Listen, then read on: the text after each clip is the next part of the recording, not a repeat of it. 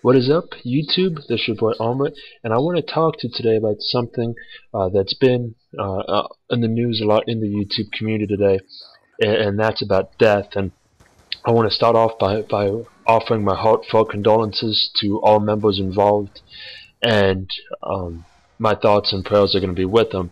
But with that being said, the topic of death, I think, in a lot of times, is a discussion that's overlooked, that's glossed over, that's doesn't want to be discussed because it isn't easy, and it's not something that anybody wants to think about.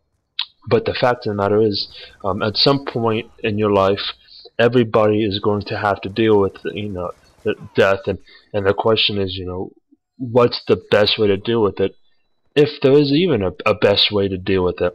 And I've seen people deal with death by bottling up their emotions, by not talking about it, by keeping to themselves. And I've seen people do the exact opposite. They're crying, they're emotional, they want to talk to everybody about it. They feel that by communicating how they're feeling to the fullest extent, it's going to help them with the grieving process. And I guess the one piece of advice that I would give is that there is no right way or wrong way to grieve. There is no way that can be given to somebody and say this is going to make you feel better the fastest. It all comes down to what your personality is and who you are, and how you deal with certain situations. And to a certain point, it's who the person is in relation to you.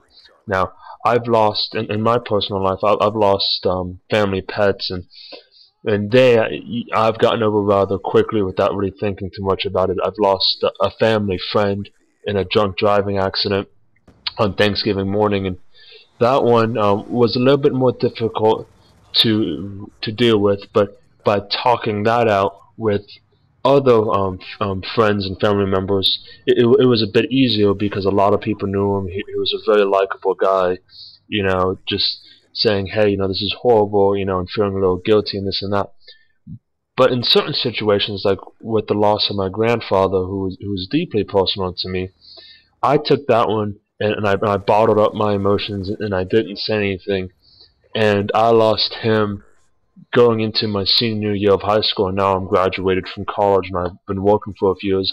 And I've got to say, I've never really gotten over the loss of him, and and there are some days that I think about him, and I think that leads me to my point of there are some people in this life that touch you so profoundly that you never do get over them, that their loss, their death leaves a permanent hole in your heart.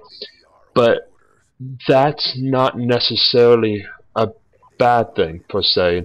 Let me clarify that by saying that their memory, their thought, it can be used as fuel, as fodder to make you want to be a better person, to live up to that person's expectations, or to live up to who that person was.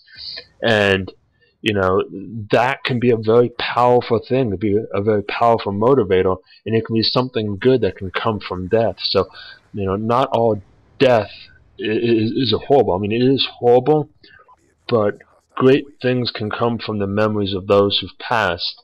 And I think if you remember the good times as well as the bad times, and you remember who they were and what they were about, it's a way of dealing with their passing. Now, you see it a lot of times with victims of breast cancer, and with people who have AIDS and HIV and that sort of stuff, is when they pass on, that their families take up the cause and their friends champion the cause of research and for searching for a cure, and that's great, and it's something positive that can come out of a horrible situation.